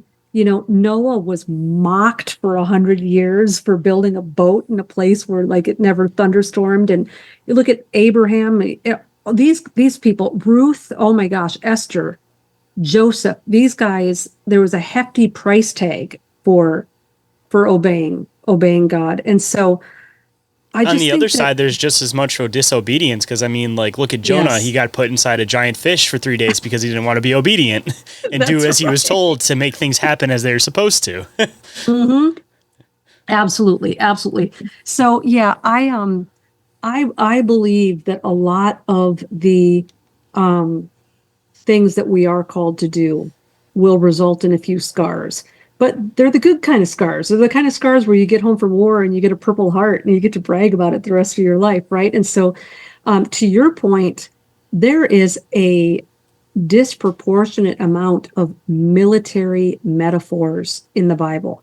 He's not comparing our life to a bowl of cherries and rainbows and unicorns. A lot of the metaphors in Scripture for the way we should walk this life through is military metaphors and marathon metaphors. And I've never ran a marathon. I can't even get through a 5K without wanting to die. So, there's blood, sweat, and tears when you decide, I am going to walk in faith. And I understand that if I'm used in any small way to help change or impact this world, it'll be well worth it, but there will be blood, sweat, and tears involved. It will not be easy. It's not like this American culture where everybody gets a blue ribbon just for showing up and looking cute. Mm-hmm. I mean, like, even outside of that too, it's like it could be purposely setting people up to just be aware of the fact that there is a spiritual war going on, and it's just a matter of like giving the tools to somebody in order to understand and see that. And even going into like a bigger context of things, I mean, everybody kind of has their theories on what may have existed before creation, but there could have been a war of something that's just something that's unfathomable to humans. So it was purposely left out because we just wouldn't have been able to fathom and understand it. So there could have been a complete all-out war of chaos and everything. And God was able to basically take a portion and be able to create this paradise place for people to exist. But he still wants people to understand that outside of his reality, outside of the place that he set aside for everybody, that there is still all-out war everywhere and just chaos. And in order to maintain this peaceful as it can be reality, compared to what the rest of the universe or the rest of reality could be like, you have to be able to keep in that war mindset. It goes back to that old expression. I love using this, that I'd rather be a samurai in a garden than a farmer on a battlefield. And I feel like he kind of sets that up for everybody to be that samurai in the garden just in case. I love that. I love that. Oh my gosh, I got to remember that. Yeah, this whole concept of a pre-Adamic race or an old earth or the gap theory, which is something happened between Genesis 1:1 and Genesis 1:2, like between the first two verses in the Bible, something happened that's not written there. It's a really hard pill for the older generations of Christianity to swallow, because when you've learned something your whole life and it's what your parents knew and your grandparents knew and your great grandparents knew, there's nothing new. Like, we're not going to, but that doesn't mean that something that maybe got lost can't be re-revealed, right? And I think, you can go into the whole scholarly route about the Hebrew words tohu and bohu and how it doesn't really mean create, it means reform and things like that. But the biggest thing for me is we're told in scripture that God is not a God of chaos or disorder. And the actual word for the state of the world in Genesis 1:1 is that it was in chaos. Well, God didn't create the chaos, because that's the whole order out of chaos. That's not a biblical concept. How do we know that he didn't create something perfectly and it got destroyed? And then he reformed it again into something that he said was good. So I just really want to encourage, look, if you're a Christian out there and you've been taught a certain way, I'm not trying to change your mind. But what I am trying to tell people is, if you open your mind and you at least consider some of this stuff, like go out and read Tom Horn's book on the cloud eaters. If you just open your mind to it, God looks really good under scrutiny. You can rip him to shreds and he's still going to stand, right? And so the more I delve into the stranger things, the more I realize God is way bigger, way more powerful, and actually way cooler than I ever thought. Because when I was a kid sitting in church, I was bored. I was bored to death. And it's not like things have to be fringy and kooky in order for me to it has to be exciting or I won't believe it. But God is so much more fringy and exciting than the church is making him out to be. It's almost like the church is going out of their way to make him as bold as possible. And the reason why I really want to encourage Christians to go beyond their traditions is because you actually have so much more to discover. It's like a treasure hunt. There's so much more you have to discover. And why not? If you come to the end of your quest and you still want to stick to believing what you've always believed, fine. But at least you examined the scriptures, which you're commanded to do. Hold that thought. We'll be right back. And we are back, so let's hop right in. And I mean, that's all you really can do at the end of the day. Because I mean, for me at least, it's like I read all of this stuff. I wouldn't necessarily put myself in any camp, even though I definitely have my own beliefs on things. But I definitely tend to go more towards the biblical perspective on things. And just to kind of go back into the kind of theory that we were mentioning about creating this area in this place of chaos and stuff. I mean, everybody always wonders why, if God created everything, that evil exists, because why would you want there to be evil? And people have theorized, of course, me, myself, at one point have said, like, there's no growth without having evil, because there's nothing to overcome without evil. So if you want your people to develop and grow, you have to create evil in order for there to be an oppressive force in order for them to keep growing. On the other side of that, possibly, I mean, they talk about like the serpent in the Garden of Eden, all these evil factors that kind of like slid in.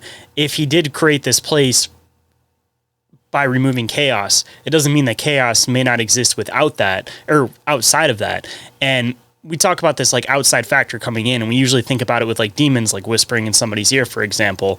There could have been an outside context wider than that, like the whole thing with Lucifer. It may not be exactly as we perceive it.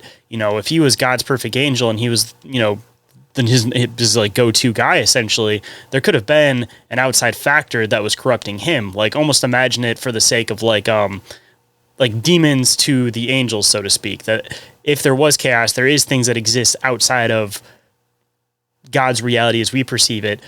Who's to say one maybe didn't slip in and start whispering something in Lucifer's ear like, hey, why are those humans getting treated better than you? Why does he love those things more than you do?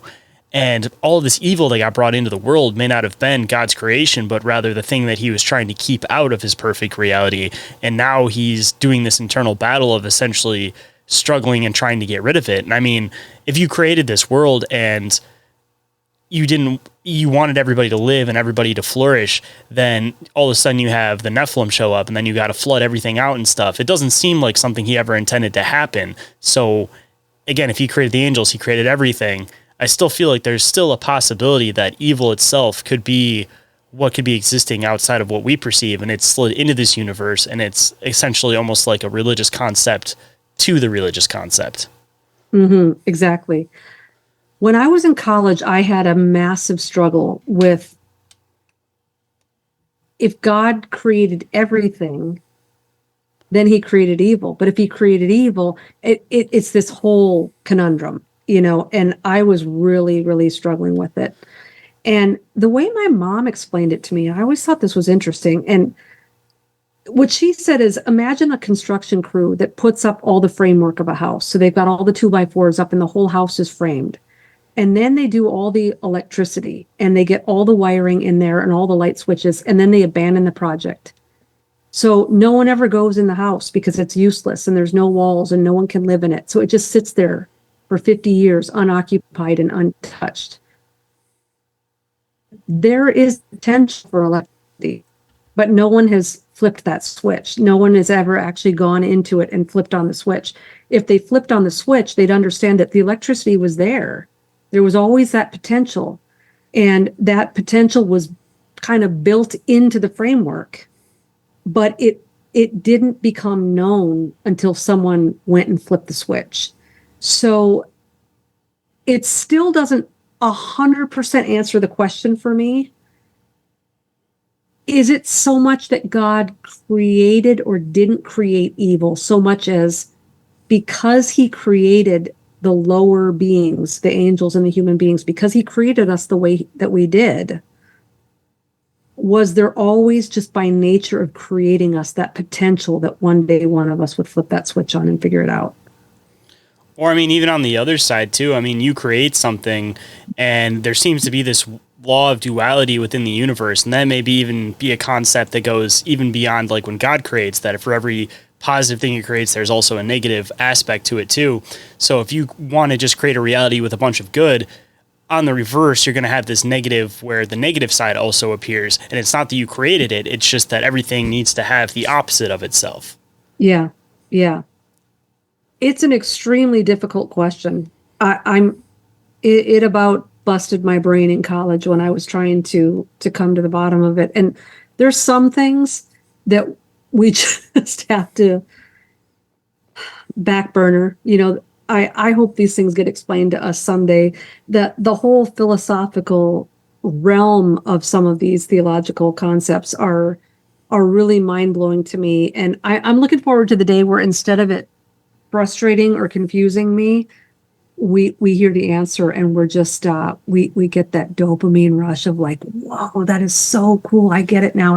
Like, I'm just looking forward to that. If there's like a university in heaven where I can just sit at a desk all day long and get this stuff explained to me, I'll probably never leave that room. That's just like the epitome for me. I mean, honestly, same for me. And I'm glad that we're at a point now where we can actually discuss these questions without it being an issue. Because at least for me, like I grew up in like a Catholic household, and what pushed me away from religion for so long was the fact that if I asked any questions about it, it was a problem. I wasn't allowed to ask any questions. Like if something didn't make sense to you, that's your own personal problem. You need to figure out how it's going to make sense to you. But at least now with the way that Christianity, all of the God-based faiths are progressing to, it's like we want to be able to answer these questions. So you can discuss this kind of stuff, because it's almost kind of weird that like the Christian culture has almost become like the fringe culture at this point. So in turn, by becoming the fringe culture, people are not trying to keep up with social norms, so they're willing to actually discuss these questions. Like even the whole like Nephilim concept, like it's been around forever. It's been written in books for thousands of years. So tell me why it wasn't talked about until more modern day Christianity. It's because we're actually able to look into these things and actually ask the questions now. And in turn, people are creating a more solid foundation for themselves where they feel more passion behind it. They want to be part of it because they can actually understand it in their own way versus understand it this way, or that's it. No questions asked. That's just how it is. Exactly. Yeah, I kind of think, I heard someone say this the other day and it resonated with me. I think we're kind of coming out of another dark age, you know, the dark ages that we learn about in history. I think spiritually, even though we're being told that Christianity for the last 200 years in America has been like, you know, the pinnacle of like freedom and enlightenment, I think in a way we're coming out of a dark age, because exactly what you're saying. Yes, to a degree, there's a learned tradition of morality and rules and boundaries, and everyone's going to church and being nice to their neighbor and stuff. Like I get all that, but what good is the scripture if we're completely divorced from the context, the culture, the history, the language, and the geography of the text, and we're just reading everything as if the people that wrote that thousands of years ago are, you know, Westerners. Like Paul would have, if Paul sat in a church today and listened to a sermon from his own book, he would have no idea what that pastor's talking about. We're so divorced from the culture and the context of the text. And I'm just really excited that we are getting into an age now where people are, and young people too, it's not just all the old people, you know, they're asking questions about the scripture, and the scriptures are coming alive, and we're starting now to see the supernatural aspects of the scripture. And, you know, we're starting to see like Jacob's ladder was a ziggurat, and that the stone he laid his head on was a Jupiter stone, and that people went to Luz to have astral encounters with spiritual beings, but God actually showed up. I mean, that if we really understood the story of Jacob's ladder as Christians, we'd be offended, because God literally showed up and covenanted with Jacob in a cult hotbed. But we don't know the culture or the context or the history or the language or the geography. So we totally miss some of the supernatural things that are going on in that verse. Like the fact that ladder to heaven even showed up because he was in Luz and he had his head on a Jupiter stone. So there's so much more to discover. I mean, even the burning bush. I mean, they say that there was what's the name of that bush? It begins with an A, Arcadia bush or something like that. That's known to be in that area, and they say that it's. I don't remember if that's the exact name of the bush, but they talk about the burning bush. And when it comes to a burning bush, it can also be partly perceived as consuming some type of possibly like a psychedelic, for example. So a lot of people have kind of thrown in the context of that there is some of these, a lot of stuff that people want to label as like New Age, but it may not be New Age by any means. It's rather just like part of the Bible that was kind of hijacked at a different point. That I'm not saying go out here and do psychedelics to have religious experiences, but it does seem like there were some very prolific religious experiences in the Bible that may have been brought on or was able to happen or make contact with God through some of these plants. And this is kind of the weird back and forth for me, at least, is that you talk about the the angels coming down, the fallen angels coming down and giving people knowledge that they weren't supposed to have. And they talk about possibly some of that being herbs, being this, being that, and what you can mix in order to have these. So a lot of people with psychedelics will say that these were things that people weren't intended to have. And the angels, the fallen angels, are the ones that gave us this. But on the other side of it, maybe that's when you mix two herbs together. But if you're just looking at a base herb by itself, it was something that God would have created for us to be able to use purposefully. So when you talk about the single herb things, I don't think that it's fallen angel knowledge that they gave down to us. Maybe you could look that way with like ayahuasca, because you have to combine this herb and this herb to have this particular effect. But for example, like a lot of people have religious moments when they like smoke cannabis or something like that, for example, and it's a single herb that you're not altering in any chemical way. You're not changing it, and you're having these religious experiences. Even like mushrooms, for example, that's another prime one. It grows out of the ground, you dry it out, and then you eat it, and people have religious experiences with it. I feel like some of this stuff may have been purposely laid here so that people would have an opportunity to speak to God if they maybe weren't on the level to be able to do it without some of this stuff. Sometimes people need tools to get there. But again, it's a back and forth. It's like, was this stuff that the fallen angels made us aware of, or was it stuff that God purposely placed here just in case you needed that extra tool in order to be able to have a face-to-face with him? Yeah, if you really start studying some of the stuff in the Old Testament, like the Ark of the Covenant, like the Urim and the Thummim, the dice basically that these high priests would use to roll to determine the will of God, a lot of this stuff, if you really study it, it comes off really new age. It comes off really controversial. And especially if you start reading like Jasher and Jubilees, like there's some stuff in there, And when you think about like Joseph, for example, Moses was raised as Pharaoh's daughter. That means he was educated like a Pharaoh, because he would have been the Pharaoh's son, right?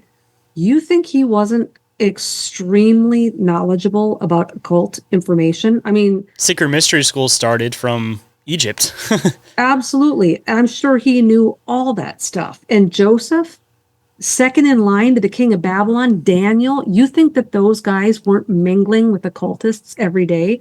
Doesn't mean they were participating, but what I'm saying is, you have to be aware still, though, of the other side. I mean, he could have purposely been placed there because the whole theory about some of these ancient pharaohs being bigger beings than normal people, the whole fallen angels concept, the Nephilim concept, he could have purposely been placed there to become aware of what the Nephilim, these beings, were using. Like, you have to be aware of your enemy. You can't just be blind to your enemy. You have to infiltrate them.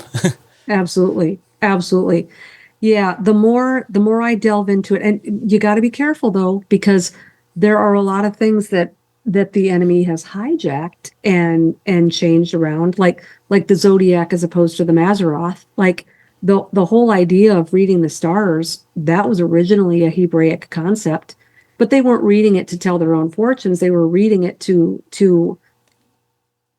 it told the story of the first and second coming of the Messiah. You know what I mean? So the concept of reading the stars is not occult. That the Mazzaroth was something passed down through all the patriarchs.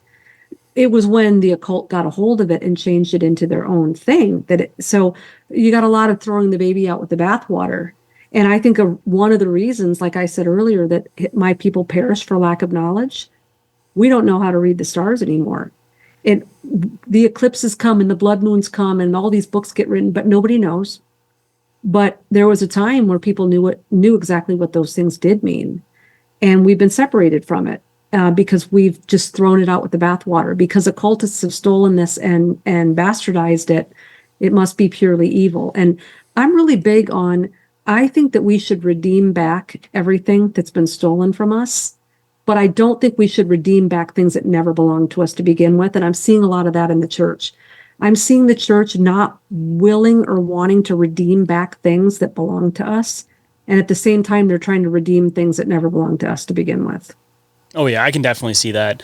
And I mean, even going back into what you're saying as far as the stars go, I mean, it's the catch-22 that people associate the stars with occult concepts. But you go back to who would have, if you're looking at it from the biblical narrative of things, God would have been the one that created the stars. So why would he have created something that was intended to be used for evil? That doesn't make any sense. He would have laid them down as a tool to help people. I mean, they followed the star to the birth of Jesus, realistically. Yep. So, I mean, they're following the stars to get to that. It was intended to be used for something good, but with everything good, there is somebody that learns how to corrupt it and learns how to manipulate it.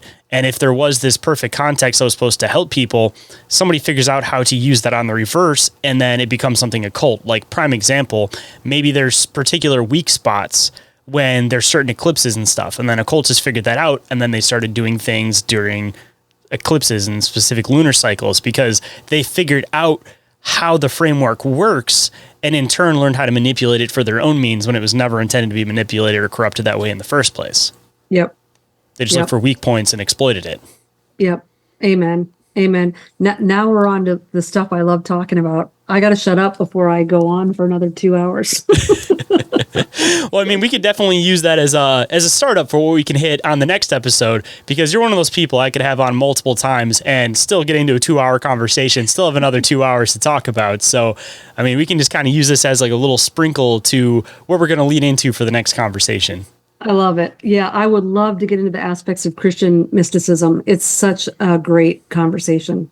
We'll have to, after we wrap up and everything, we'll have to make sure we set up another date for that and make sure that we put it on the calendar and make sure it happens sooner rather than later. Definitely. Definitely. I'm in.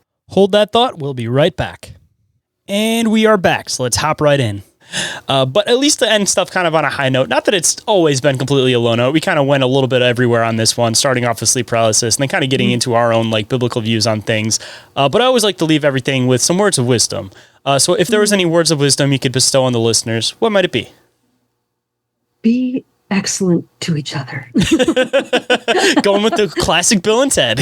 Bill and Ted. No, I think we're at an age of disclosure. We're at an age where the lies are going to sound like the truth and the truth is going to sound like a lie. We're already there. I'm going to leave with the word of wisdom from 1 John chapter 4, verse 1. Test every spirit to see whether it's from God. That's a perfect one. Yeah. A lot of wolves in sheep's clothing. I mean, you dig into a lot of the paranormal stuff too, and it's kind of that way even on the reverse side, that even if people know they're dealing with something that's on the darker side, such as using like a Ouija board, for example, it's like, you still know what you're answering for. You could be calling to this specific entity, but it doesn't mean that another one's not going to answer the door and say, yeah, I'm that person. Don't worry about it. Absolutely. Hey, as long as it tickles my ears, I'll keep doing it and I'll suffer the consequences later. Unfortunately, that's where a lot of people are at. You can call me whatever name you want as long as you worship me. That's how they see that. That's how these things see that. Yes. Absolutely. I mean, most of the time they don't want you to know their true name because that's how you take power over them in the first place. So if they can go by a different name and you're still feeding it to them, they're just going to sit there and take it. Absolutely. As long as you're feeding them, giving them attention, or doing their works for them, you're spreading their gospel message for them. They'll let you call them whatever they want. They'll put up with anything. As long as you're useful to them, they will continue playing the game. Mm-hmm. And for anybody that enjoyed this conversation, they want to come and find you on social media. They might want to share their own sleep paralysis stories with you, or they possibly want to pick up your book. Where can people find you? Where can they get a hold of you? And where can they pick up your book from? Yeah, thanks. You can get me at VickiJoyAnderson.com. You can send me emails there. On Instagram, Vicki Joy Author. And if you're interested in the book, They Only Come Out at Night, Exposing the Dark Weapon of Sleep Paralysis, that is available exclusively on lamarzulli.net. Well, I appreciate you making the time to come on today. And of course, I will put all of those links down in the show description so everybody can find it quick and easy. And we'll definitely have to make sure that we don't go nearly as long before having you come back on the show. We'll have to make sure it's one of those things. Every couple of months, I'll have to have you come back on and talk about stuff because you develop your research so much that every single time we talk, there's just a whole new wave of it. And I just want to stay up to date with this stuff, especially being a person who experiences this stuff themselves. And it seems like we have a lot of similarities. And the more we talk, the more we realize our experiences are similar. Yeah, absolutely. Anytime. if you guys enjoyed this episode, don't forget to leave a review or rating for the show on iTunes or Spotify, preferably 5 stars only, but you guys, of course, can be honest. And if you guys leave a 5-star review, I will read on the show, of course, and give you guys a big shout out. And anything you guys do pushes up the show in the algorithms, makes it so more people are able to see the show. And another great way to help out the show is to share the show through word of mouth, be it if it's just one episode or the show as a whole. Anything you guys do, I greatly appreciate.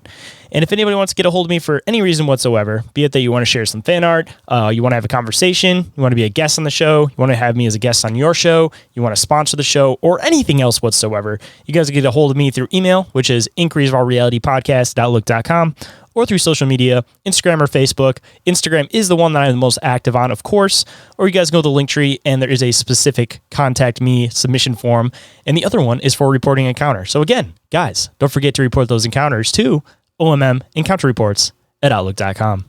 And every single thing that I mentioned is all available in the Linktree, which is available down in the show description. And with that, hope you guys enjoyed the conversation, and I'll catch you on the next one. Have a good night, everybody. The reality we live in can be a very strange place. Most of the time, fact being stranger than fiction.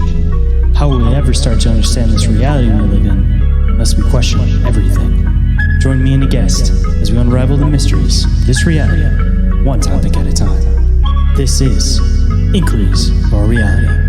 Shayn Jones. Reality isn't what it seems. Abductees taking aboard a craft with a tractor beam. Is life a simulation or an astral dream? Aliens travel through black holes in different galaxies. Life is a bizarre odyssey, with a mic talking about philosophy. Well, Bigfoot is stalking campers as a Wendigo walks through the woods of sharpened antlers, using a Ouija board to talk to the dead like a necromancer. There's so many questions and not enough answers. So if you're interested in mysteries and abnormalities, tune in and listen to Inquiries of Our Reality. So if you're interested in mysteries and abnormalities, tune in and listen to